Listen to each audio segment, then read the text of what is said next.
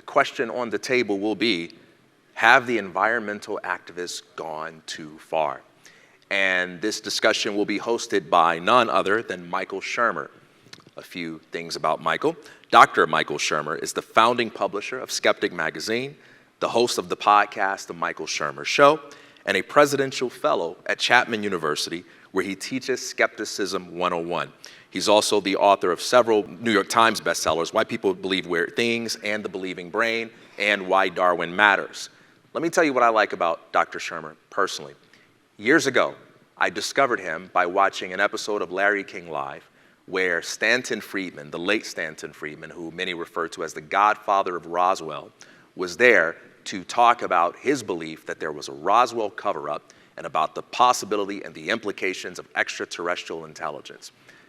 This discussion has always been considered to be a weird one, but at that time, even more so.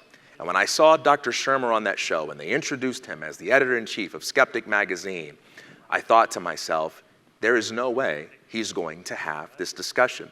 And the qualities he exhibited on that show were the qualities of a man who believes that everything, whether it's the celebrated stuff or the seemingly crazy stuff, the things that have been around for a long time and have stood the test of time, or the things that have only been talked about for 5 minutes, the things that we have reasons to believe, the things that we don't have reasons to believe, everything is up for debate in a free society, because our beliefs should not be based on what other people are going to think about us for believing it, but it should be based on the truth, and the truth is that which is capable of standing the test of scrutiny. I gained so much respect for him because he is a true skeptic. He doesn't dogmatically dismiss things or accept things, but he brings all things into debate. So I'm looking forward to seeing the way he moderates this discussion as we try to get to the bottom of, have the environmental activists gone too far? Please welcome moderator Michael Shermer and Douglas Brinkley and Michael Shellenberger for this discussion. All right, Michael Shellenberger is with us here today. Michael is a journalist who covers crime and drug policy, homelessness, Amazon deforestation, rising climate resilience, growing eco-anxiety, the U.S. government's role in the fracking revolution, climate change in California's fires, and now UFO whistleblowers. He was on my podcast for that. He was on the show previously to discuss his book, Apocalypse Never, Why Environmental Alarmism Hurts Us All. So maybe we'll start there, Michael, with just commenting, just a summary of your book and why you think, I think we're starting with the assumption global warming is real and human caused, but have the alarmists gone too far? The people that throw pea soup on a painting or glue themselves to the wall or something like this, how far is too far? Sure. Well, great to be here with everybody. Great talk. It was, I think, a good reminder of just how much progress we've made on environmental issues. When you look at things like lead or carbon monoxide or sulfur, we've seen reductions of air pollutants in the United States of between 61 and 99% over the last half century. Carbon emissions have declined 22% between 2005 and 2020. Globally, carbon emissions were flat over the last decade, something that you won't read about in the New York Times. Carbon emissions peaked in Britain, France, most of Europe in the mid-70s, and the main reasons for that is simply the transition from coal to natural gas and also nuclear power. So one of the questions that I wanted to ask in my book, Apocalypse Never, is why are the people who say that they care the most about climate change and the environment most opposed to natural gas and nuclear power if those have been overwhelmingly the reasons that we've reduced carbon emissions? And similarly, why is it that the people who say they care the most about the sixth mass extinction, about the loss of endangered species, the loss of critical habitat for endangered species, why are they the ones who are the most opposed to intensified agriculture, which allows us to grow more food on less land and allow less productive agricultural lands to revert to grasslands and forests? Why would they advocate organic farming, which uses 50 to 100% more land than does conventional agriculture? And so Apocalypse Never, for me, was an exploration of that question. I think the answer is basically money, power, and religion, that environmentalism has become the dominant secular religion of elites, not of red states, not, I think, of most ordinary folks, but for folks that have left behind traditional religions They've embraced this idea that humankind fell from a state of nature, that we have sinned against the planet, that scientists are a new secular priesthood, and that the end is near unless we repent and harmonize ourselves. You used to be wanting to get right by God. Now people seek to get right by nature. Of course, nature doesn't cooperate because nature isn't a God. And so one of the things we're left with is, are people on the right, are the opponents, the traditional opponents of apocalyptic environmentalism, going to offer a more inspiring alternative that is more hopeful, that's more pro-human, that's pro-civilization? And that's what I think we need to do next. Yeah. So what is the pathway that the activists, in their minds, think we're going to get when they glue themselves to a wall or throw stuff in a block of an intersection or whatever? What's in their head thinking, by doing this, I'm going to do what? Well, this is a very interesting question, is are they thinking?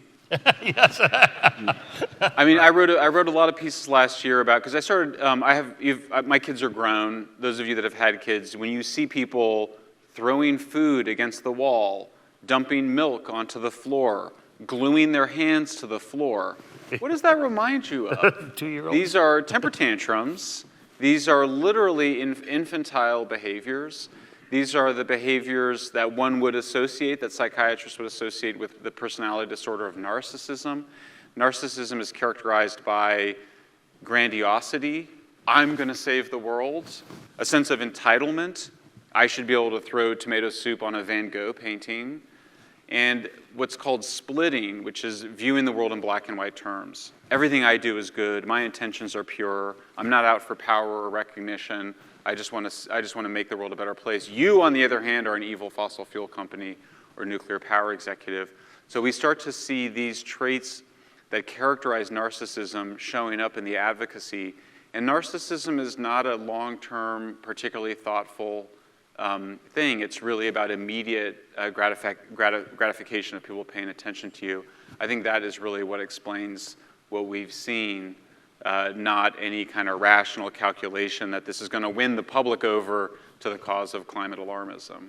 Douglas, how do you put all this in the context of the history of the Well, environmental I think the story of nuclear energy today is really interesting because, look, in the 60s, as I mentioned, the fear of Hiroshima and Nagasaki, of the Cuban Missile Crisis, of nuclear annihilation, first generation living with doomsday coming.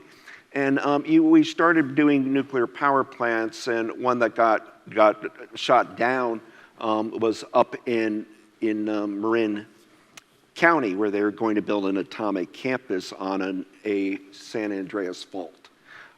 And that atomic campus there got the San Francisco Press and Interior Department, Secretary Udall, others joined cause with environmental groups and said, no way are we doing it, it's not safe.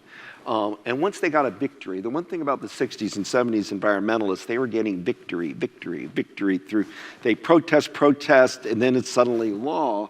So it was just, they were having fun, David Brower and the Sierra Club and all those people with it.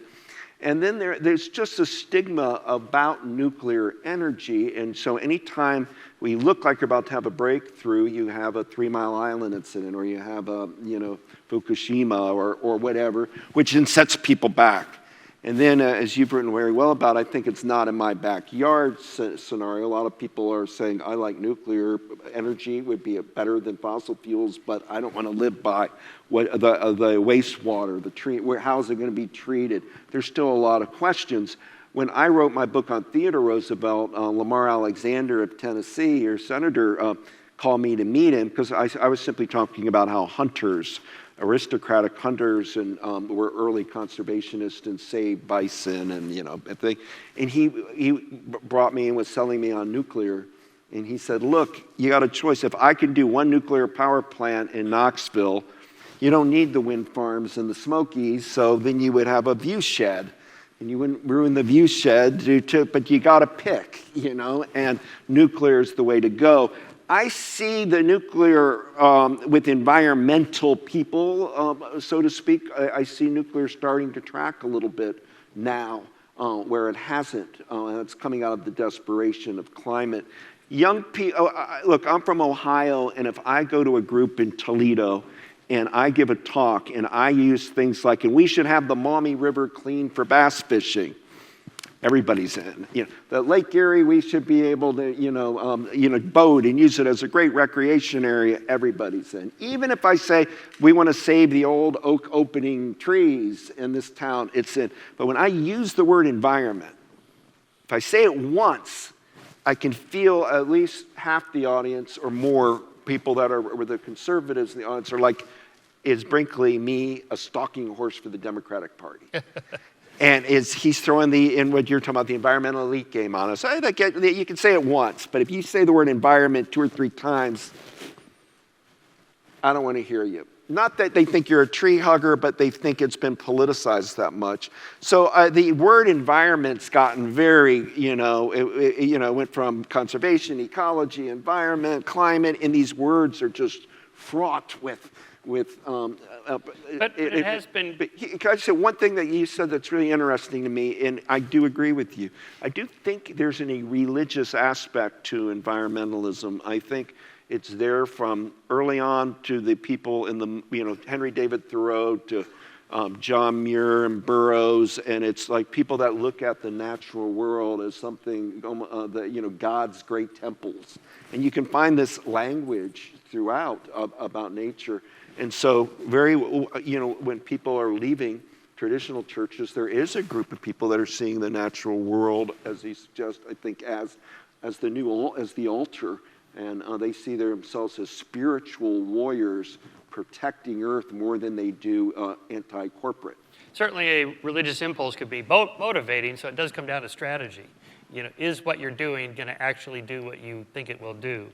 But it's also become politicized, right? When it was bundled with Al Gore's Inconvenient Truth. Al Gore's the vice president of the Democratic Party, and okay, so it's a left-wing liberal cause, which means automatically a conservative brain has to autocorrect when it hears environmentalism. It hears anti-capitalism, anti-Americanism, anti-business, and so on. Yeah, and I'll tell you guys, one of the benefits, one of the reasons I'm here is I've been reading Michael's books.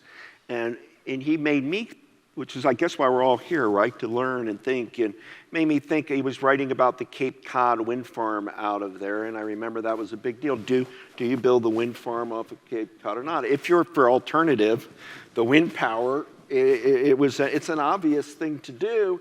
But yet if you live there, it's not in my backyard. I bought my house and I don't want to see that. I bought my house to see the ocean. That is something that I think we're going to have to, that NIMBY side of things has to come down some. I mean, we're all going to have to live if we're going an alternative way of energy, of having wind farms, solar farms. We're heading in for a whole new generation of geoengineering. Of ways to deflect lights. They're just, it's a wide open field what technology can do to continue to make improvements for agriculture and for energy. But what's the calculation on doing all of that, providing enough energy for everybody, 8 billion people, to live like we live in the West without nuclear? Could it be done or not? You really have to have that. Well, I mean, I think what's interesting is that, it was both, there's been a study both in Britain and in Germany that you couldn't have had the Industrial Revolution without fossil fuels. They've actually done the physical measurement. You couldn't have used enough wood or windmills or water wheels to be able to have the Industrial Revolution. That remains true. You can't power a global civilization on renewables. Nothing changed fundamentally with the physics of sunlight and wind. To give you a sense of it, when you just draw if you go on Google Maps and you just draw a circle around power plants and you measure how much energy per land use, it requires 300 to 800 times more land to produce the same amount of energy from a solar or wind project as it does from a nuclear power plant, natural gas plant. We don't have enough, there's just not going to be enough land for that purpose, and you run right up into conservation concerns. Now, off the East Coast, the concern is the North Atlantic right whales feed now right around on the East Coast, and so they're being threatened by the expansion of wind development. So no, I think that for me, it became very clear. It was basically, if you care about climate change, if you care about land use, it's all about natural gas and nuclear. There's this long history of studying energy transitions. We move from more energy dilute fuels like sunlight and wind and wood towards more energy dense ones. And I think that's the right trajectory, both from a pro-human standpoint, but also from an environmental one. You know, in 1993, I ran 2 buses on natural gas where I took students all over America studying American history. The gas was provided me by Columbia Gas in Ohio. I did my research, and you had to get the natural gas along the ways, but I did it with ease in 1993. The natural gas. Cut to it was an experimental project that I did, taking students on it. It got picked up in the New York Times. Cut to some years later when I got in a bit of a feud with Boone Pickens over John Kerry's military service, because I was arguing Kerry will die with his 3 Purple Heart, Silver Star, and Bronze Star. And, Boone Pickens was going after Kerry. He's running for president, and the whole Swift boat bit. But we met in the lobby in New York and started talking, and Boone Pickens said to me, "Doug, you don't understand. I'm the Thoreau of today." And I said, "Why? Because of your natural gas?" And he said, "No, I'm telling you this because I saw you're into natural gas. You ran these buses."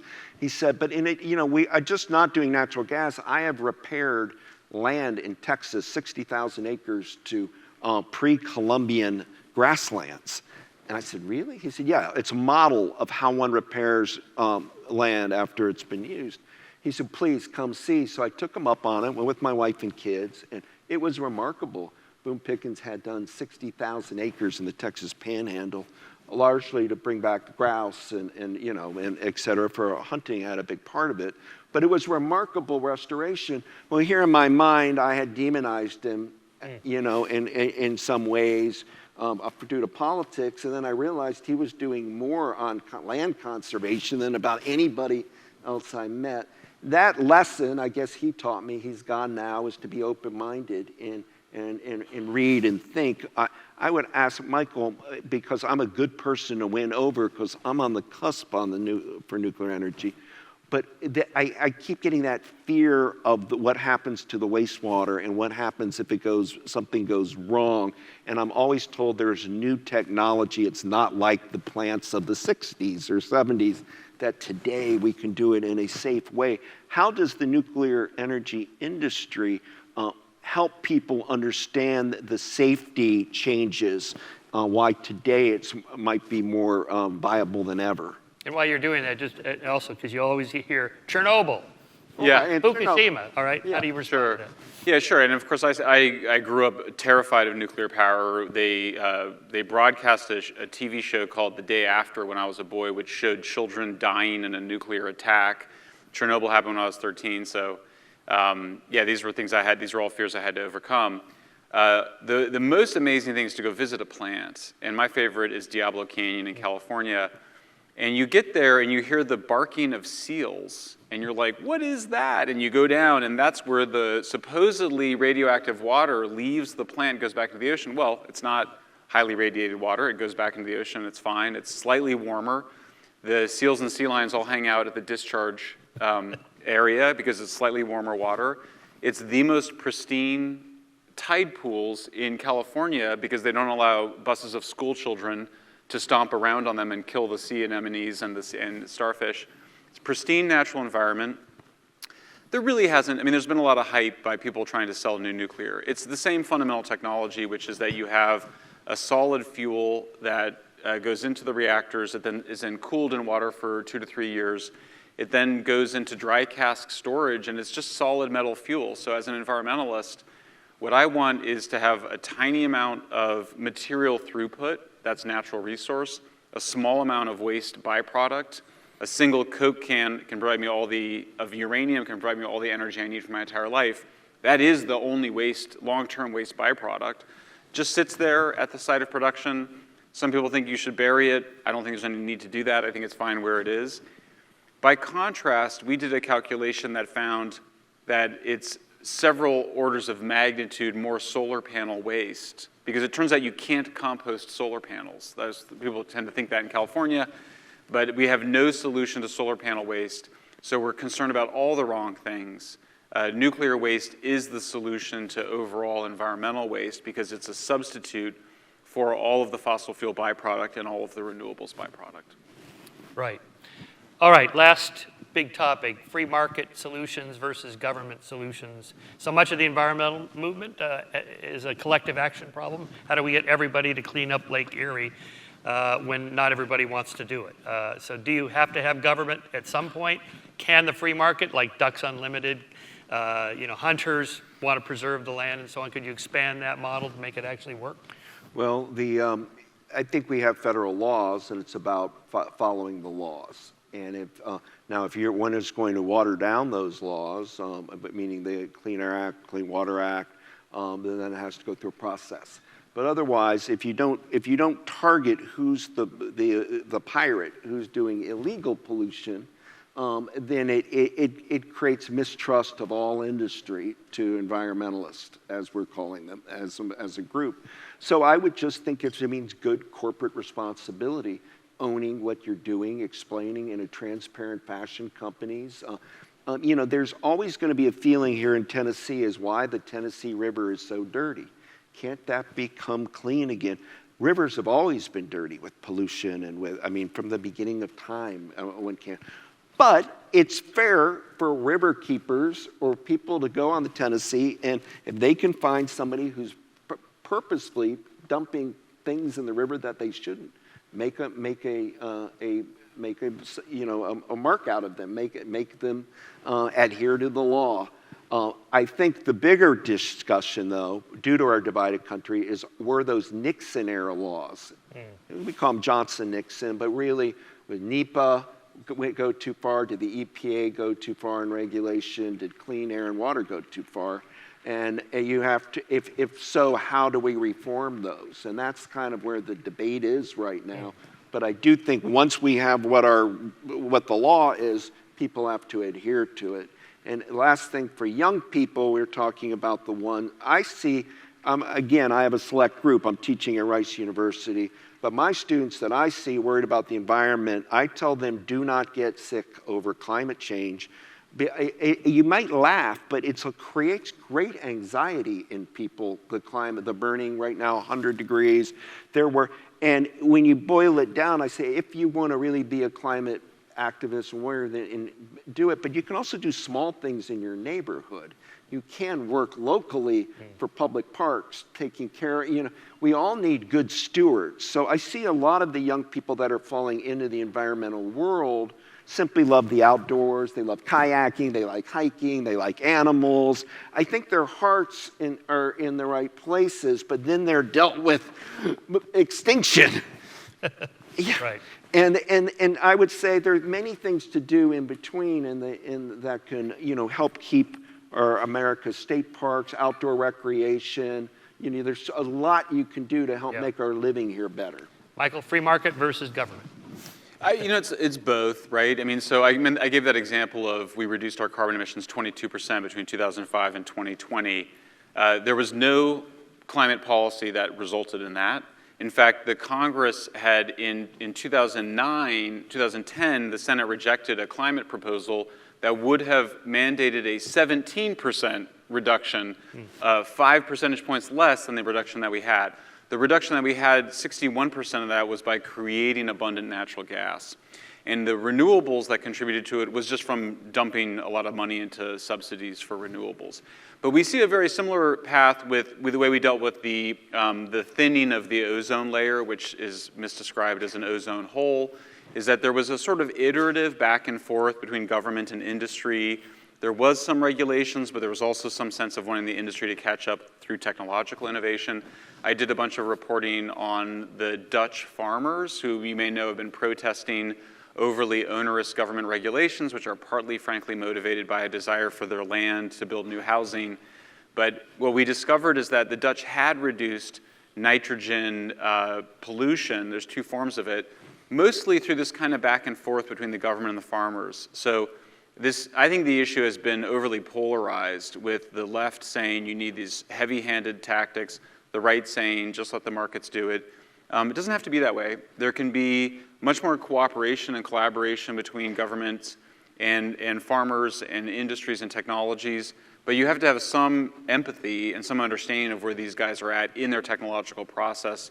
Utopianism is the enemy of environmental progress, and so I think that there has to be some kind of coming together, some appreciation that, yeah, I mean, the rivers were getting cleaner, actually, from 1900 to 1968, when the Cuyahoga famously caught on fire. They'd been catching on fire even worse in the early part of the 20th century. So the progress that's been made, it's often messy. If you look at it, you're like, who's in charge here, and what's the mandate?